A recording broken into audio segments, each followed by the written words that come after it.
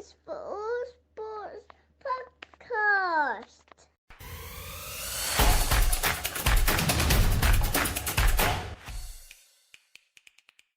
It's exciting. It is finally here. We are in round one of the playoffs, the NBA playoffs. Let's kick off with basketball. So we've had our first full weekend then from the playoffs. I want to hear what's your big story from the weekend that we can dig into to start with? Big story's got to be the Lakers Timberwolves, man. For all the talk about the Luka Doncic trade, all the talk about LeBron James getting a superstar of a player, someone who can dominate the ball, allow him to rely, solely defensively and even take, some extra rest while he's on the bench. The Lakers flattered to deceive. But we did talk about it, to be fair, with Anthony Edwards. Like the Timberwolves are a very solid team. They Yeah. were outmatched in every position. Rudy Gobert was solid. Anthony Edwards, he came out, showed up, and he turned up in a really good way. Also, you have their power forward in, what's his name? He used to play for the Lakers. How can I forget him now? What's their power forward's name? Randall? Julius Randle, who had a solid game as well. I mean, looking at the stats, we're talking 16 points from Julius Randle. Aiden McDaniels, what a baller. He's shooting 3 for 3, from 3 as well. So I think, and he was plus minus 27, on the night. Giving 25 points, Anthony Edwards giving 22 points, and Naz Reid, she was shooting lights out, 6 of 9 from 3. He turned up. He had a brilliant game, for Timberwolves, and I think they just played the better game.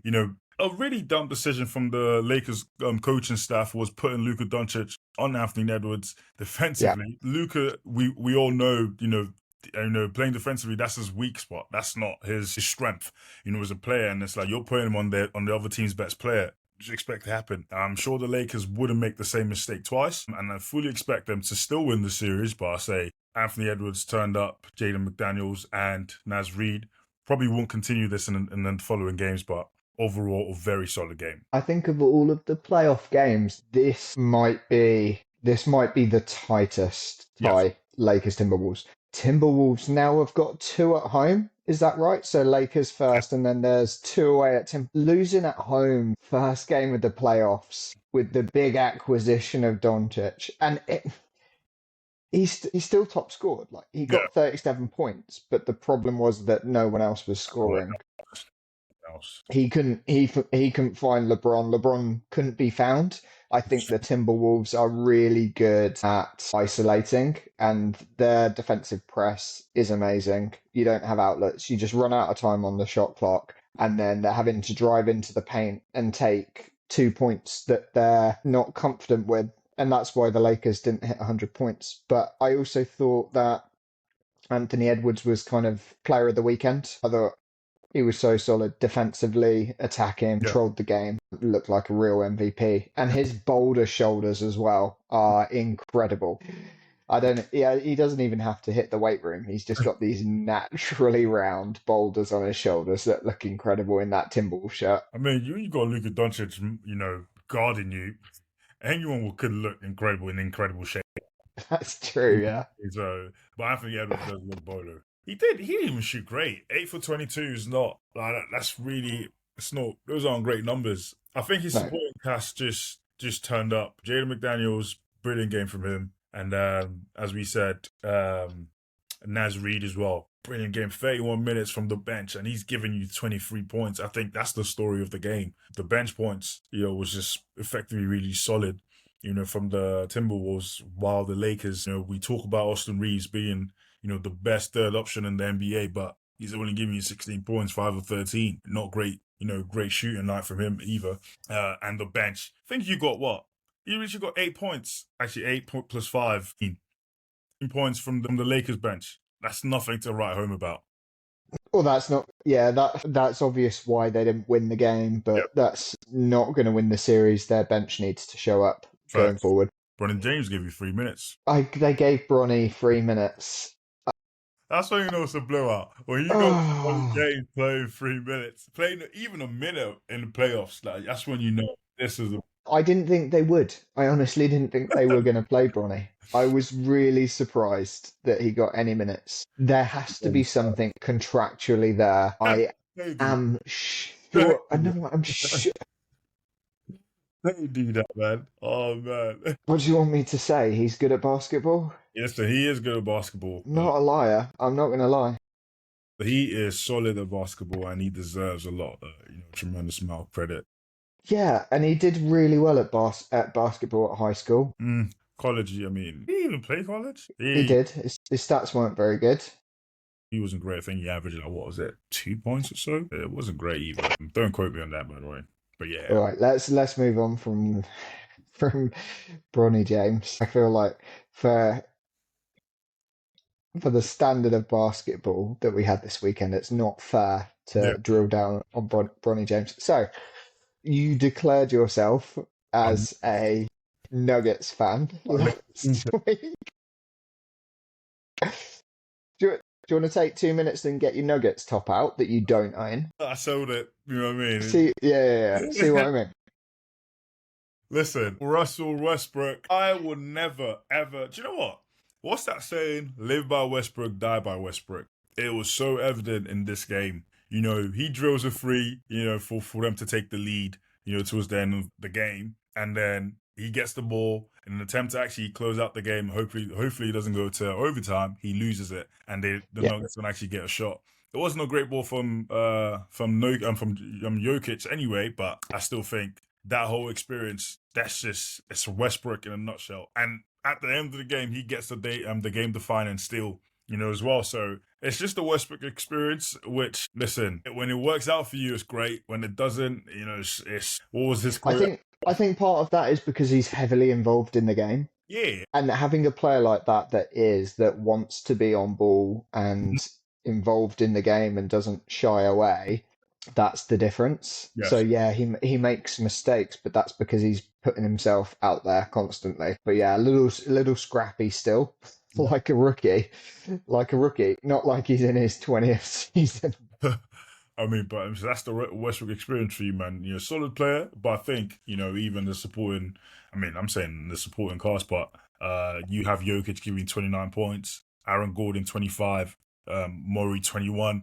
You need that big three to step up, and which they did. If you can get to at least 25 points on average from all three of them, you set yourself up nicely to win. Westbrook 15 points from the bench, Jalen Pickett 2 points, not great. Westbrook giving 15 and the big three are turning up. It's, to me, it's great all round. But my only worry is, you have all of those three giving you production and Kawhi Leonard giving 22 points and James Harden going for 2. It does worry me slightly that the game was still really close. I think, granted, Zubac, who's improved so much, over this season, he's starting to add a lot of layers to his game. He was solid, giving 21 points, 13 rebounds, and 2 assists. So he was, pretty decent, going into the game. You have to give him his credit as well. But all of the Clippers starting 5 were in double digits. That's a bit.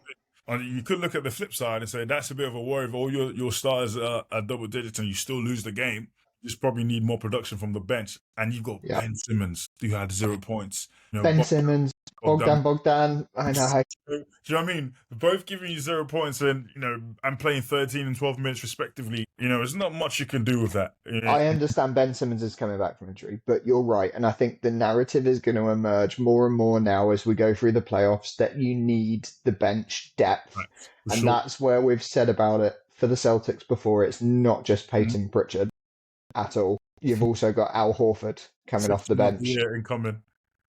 And then Sam Hauser comes off the bench sinking threes, and Luke Cornett, that is as big a presence as Kristaps Porzingis as well. Yep. So when you can replicate your front five pretty much with a second 3 or 5, it makes a massive difference. And that's what you're seeing probably with the Clippers, is that on paper they've got bench depth, but they don't, because they're rusty and they've not had the minutes. And I think that will be the tail of the tape a little bit as well for teams like the Lakers, is they've got the front 5, but they don't necessarily have it off the bench, which means you're so reliant then, like the Clippers were, Yeah. Even I know it went to OT, but Harden played 43 minutes in game one. That's a lot. That's a lot of minutes in those old knees. The Yeah. same with Kawhi Leonard as well. 41 minutes. It's a lot of time on the pitch. Pitch of the court. But yeah, Kawhi Leonard, yeah. Honestly, you need more than 22 from your star player, a quote unquote, should we call him. You need more than 22 points. If James Harden's giving you 32, you need at least 27 from Kawhi Leonard. When it goes to overtime as well. Yeah, Exactly. definitely. Yeah, He pretty much didn't turn up. So, yeah. but yeah, it's going to be a fun series. I think this one actually goes the full seven. Do Seven. you? Yeah, for sure. I think both teams have enough star power to, really, really go back and forth. Well, I think Jokic is too big a star for it to go to seven. I think he can carry a game. He didn't carry this game, but I think he'll carry other games. They've got a couple of games at home now, Yeah. and I think he can do a couple on his own. So Mhm. maybe then they take a 3-0, goes back to Clippers, Mhm. and it's 3-1. I think Denver take it in five. Oof, that's a bold claim. I still think it'll go seven. I say Denver in seven, similar to you in terms of like who actually wins. Denver in seven. And even going back to the old series, I think Lakers in seven. I think both series actually go seven. Like these matchups are very competitive, exciting to watch as well. And I think they both go seven with the Denver Nuggets coming through. One of the issues again for the Lakers is they lost at home, so they've now got a couple on the road, and that's very challenging in the playoffs. You expect home wins. Not a great start for them. Nah, no great start. But talk us through your Celtics, man. Because the word on the street from the ESPN analysts were that the Magic were due to cause an upset, and now the Celtics basically blew them out. I know the box score doesn't tell the whole story, but talk us through that one though. It doesn't. I said to you earlier, Magic bullied the Celtics, and that scoreline flatters to deceive the Celtics. If it wasn't for Derek White getting 58 or more Yeah. percent from his three-pointers, then it's a very different score. You can chop that down 15 points, and if you chop it off by 15 points, then it is a very close scoreline. Chop it down to 88, 86, basically. It's hypothetical, sure. But anyway, Magics have got the number one defense in the league, and that is why they were being backed by the analysts. I say, look, they're analysts. They're not like they're not data analysts. They're speaking subjectively Very much. about what they're seeing. So we know that, but their defense is so good that Yeah. they don't give the Celtics the time on the ball Mhm. to distribute, to pass it around, to play their triangles like they pass teams in. They're just running teams in circles the way that they do that. And they weren't able to do it against the Magic. So getting through last night with Magic being so defensively sound and putting plus 100 on them, it flatters to deceive, but it also shows the Celtics they've got other ways that they can win as well. And Yeah. that's what's important. And we've spoken about depth of bench. I Pritchard said points. Pritchard, we spoke about him earlier in the season, and he probably is guaranteed sixth man of the season. He has 200 3-pointers for the year. Wow. He has 200 assists for the year. Absolutely insane numbers for someone off the bench. I think it's the highest of all time, maybe. I need to I'll find have, how I'll have to fact check it, but yeah, regular season 203 points off the bench. And they are bench minutes. He's not getting 30 minutes in a game. He's getting teens and 20s in a game. Fair point. But his accuracy was phenomenal, and he was up for it last night. So having him off the bench and playing against the Magic's bench, that is a difference maker. You look, did I say? I feel like I said Mavericks, Magics. They only had Banchero scoring last night. Like Wagner scored as well, but Yeah. really everyone else. Wendell Carter 4. You had Caldwell Pope got 6. Corey Joseph didn't score. Jonathan Isaac got 7. Anthony Black got 3 off the bench. Like irrelevant contributions. So Yeah. they are going to need to find ways to score against the Celtics, because Celtics defense is okay as well. Yeah. But yeah, Celtics finding other ways to win is really promising in the playoffs. So they got beat up a little bit by Magic. Their press was very impressive, but Celtics first game, and it was an amazing atmosphere. Oh, yeah. At TD Garden, they Yeah. built it up brilliantly, and really good showing from the crowd as well. Yeah. And what's your predictions for the series? Yeah, I think Magic's Magic's big play. They now sweep them. That was it. You got everything. I'm serious. You got everything. You got everything. Everything that Magic could throw at them, they did last night. Banchero gives them 36 points and they still lose. Yeah. I agree with you. I'm just surprised you say that, given you talk about how defensively, the Magic are the best in the NBA, and now you're saying they're Yeah, good. yeah. I think that was the test last night. Magic beat Celtics 2 games to 1 in the season. Mm-hmm. But when it actually mattered in the playoffs, you've now seen what the Celtics are going to do to the Yeah. best defense in the league. So everyone else had better watch out, because I think the Celtics showed it wasn't an impressive performance, and they showed they can win scrappy and Yeah. get a win as well. It wasn't clinical Celtics. So Right. that's really good. A team's doing well when they can win and play badly. Yeah, for sure. I agree, man. Like, for me, Celtics sweep them. Like, I think for Celtics, not just the favorites to come out the East. I think they do come out the East. Honestly, I think, like, the NBA is theirs for the taking. The championship is theirs for the taking, that is. And I'm not sure any team can actually stop them in the West, unless the Lakers just, find a way.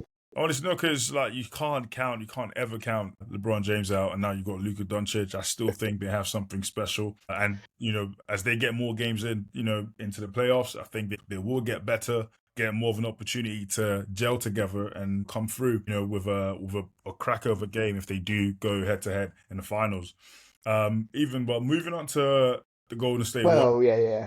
I'm just going to say, in terms of, let's stay in the Western teams that can do something against the East. The Warriors. I was going to say, the only name I thought people would be talking about winning by 51 points this weekend was the Thunder against the Grizzlies. Mate, the OKC. Listen, they actually surprised me because I knew they're just a better team, in truth.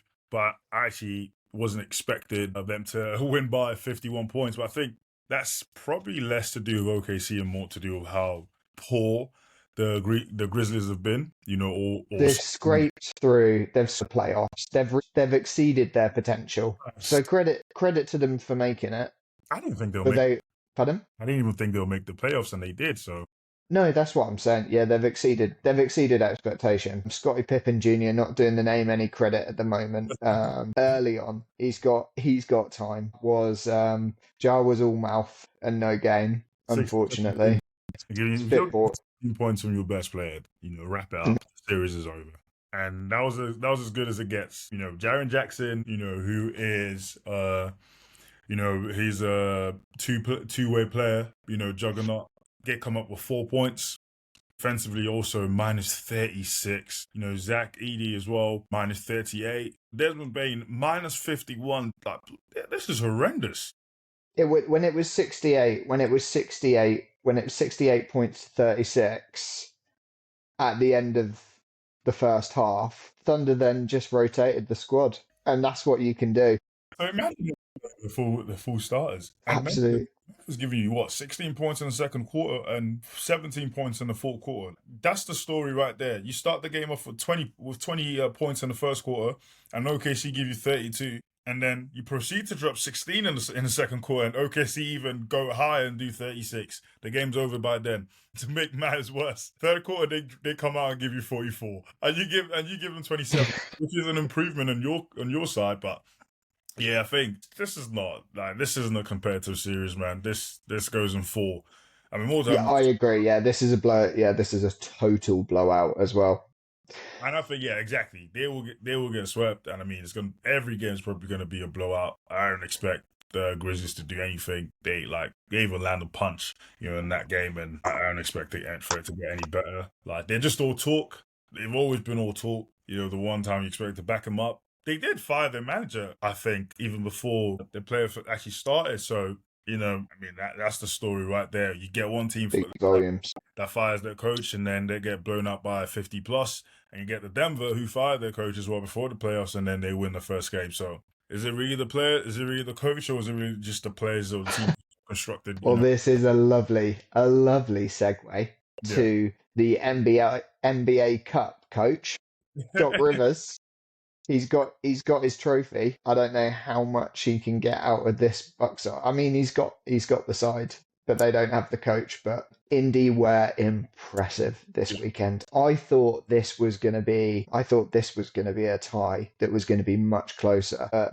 Indy winning by was it 19? Yeah, they won 17-98. So yeah, they won by 19, and it could have been more. Indy looked incredible. Yakin was amazing, as was Halliburton, and they looked up for it as well. Jetic, and as you'd expect, first game of the season series. Crowd as well. Indy looked amazing. I'd like to be there. Get me that yellow Indy t-shirt on, and So remind me of I could be an Indy fan.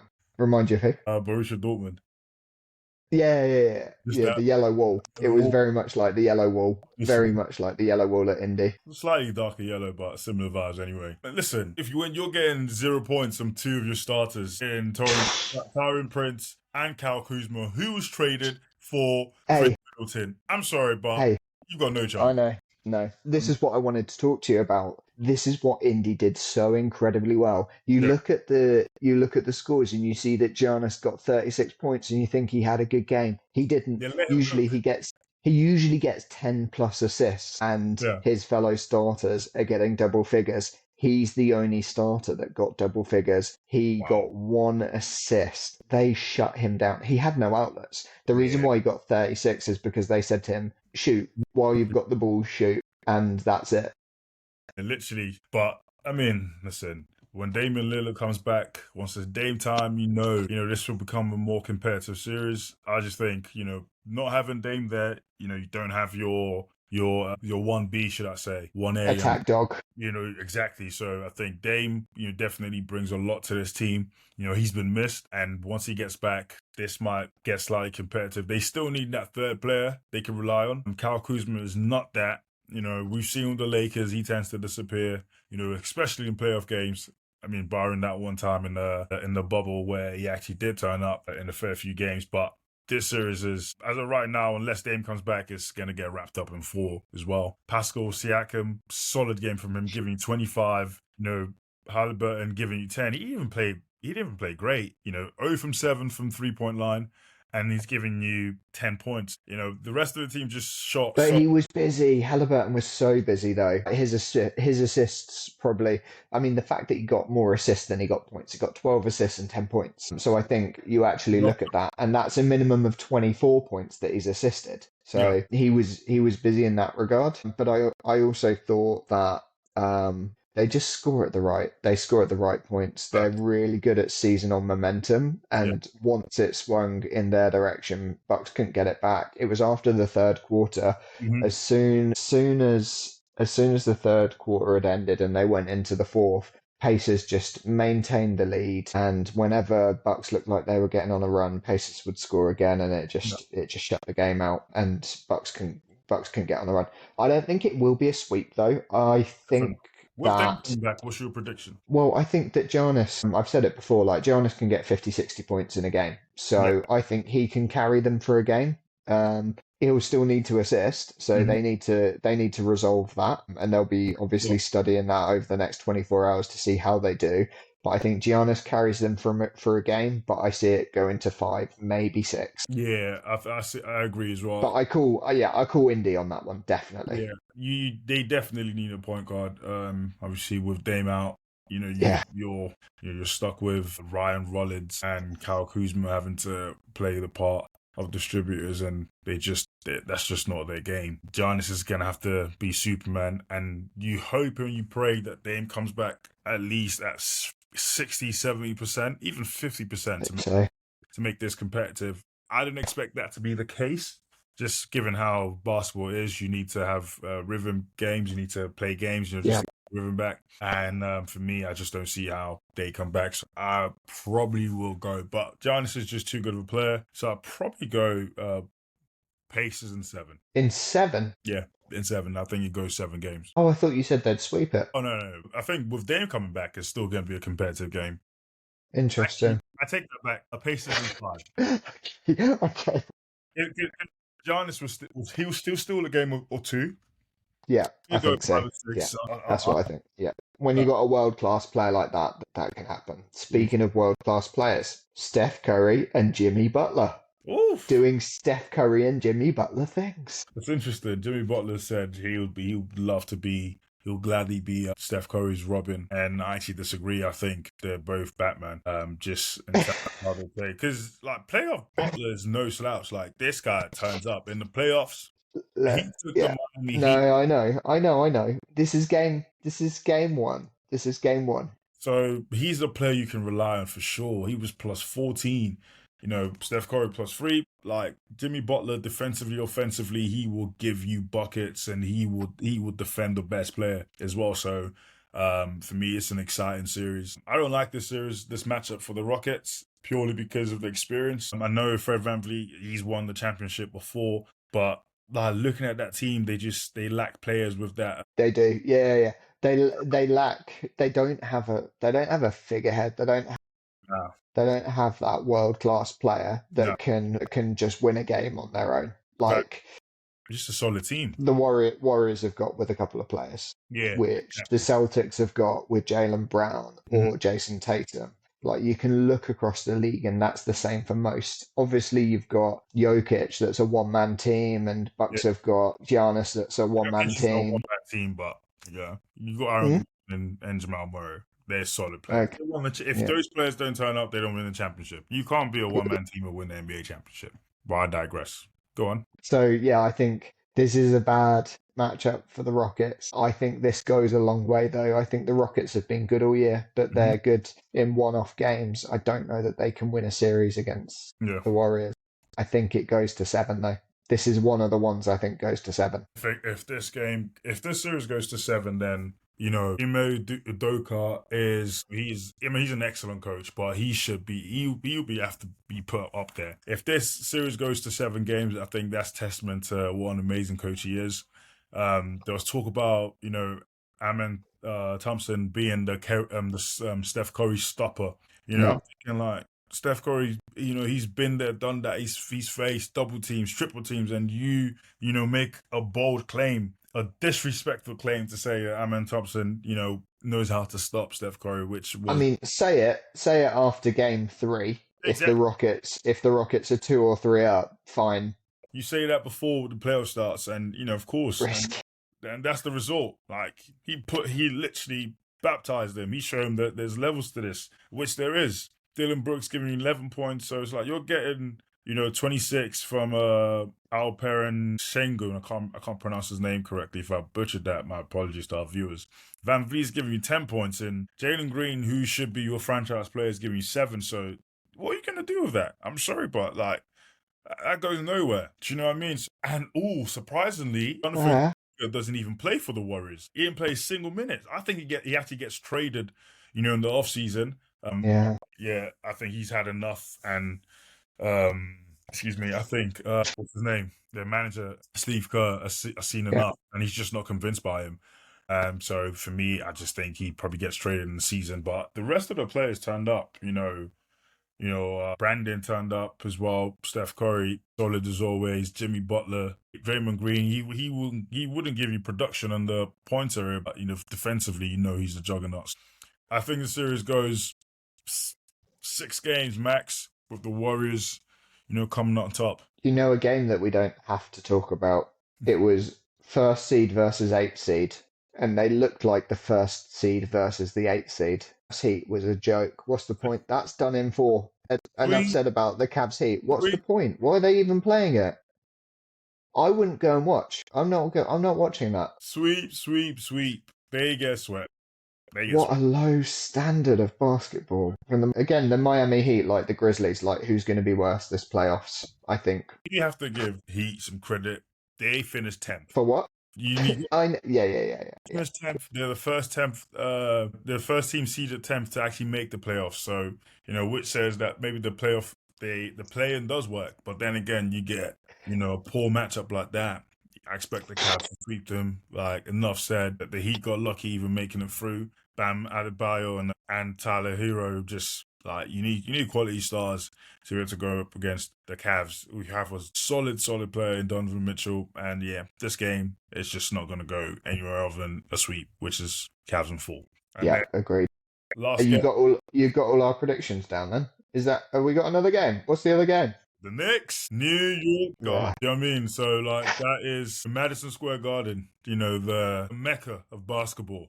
Do you know what I mean? So like solid win for the Knicks. Pistons were actually pretty good in this game. I think it was like they Yeah. went on a mad run, to close out the game. 21 run in the fourth quarter, which essentially won the game for them. So this goes 7 games if you ask me. This series goes 7 games. I think the Knicks will need the Madison Square Garden fans to actually pull them through this series, and hopefully they do. But I just don't see how the Pistons can win this one when it actually comes down to it. When it's all said and done, I just feel like the Knicks just have the better team. We're talking Cat, we're talking Jalen Brunson, Josh Hart. Like, these are key role players. And we can't forget Anunoby as well. Another solid player. So, like, realistically, this shouldn't be close, but Pistons, man, they're bringing the bad boy Pistons back. The old school, hard grit and defense. They're bringing that team back, and I think it's going to be an exciting series. Not the same, and I fully expect this to go seven games. But with the Knicks coming out on top. I hope it's exciting. On paper, third seed versus sixth, the Pistons will have been. It could be. My concern is that the Knicks are just better in all departments. Scoring and defense. The defense wasn't great, to be honest, the other day. But I don't know if that was the best that we're going to get from the Pistons, though. Probably not, to be fair. I think, They've got more to give. Just got more to give. Defensively, they just weren't solid. In the fourth quarter, they played a solid 3 quarters, and then they just caved. Like, you're giving up 40 points in the fourth quarter. You're always going to struggle with that. And I just think the Knicks, they probably got lucky. They rode the momentum with the fans as well, and that definitely played a key part.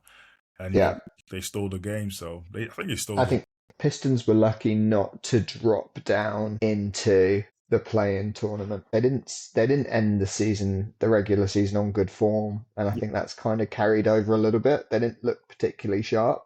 No, they scored 112 points. It was a very open and it was a fast game.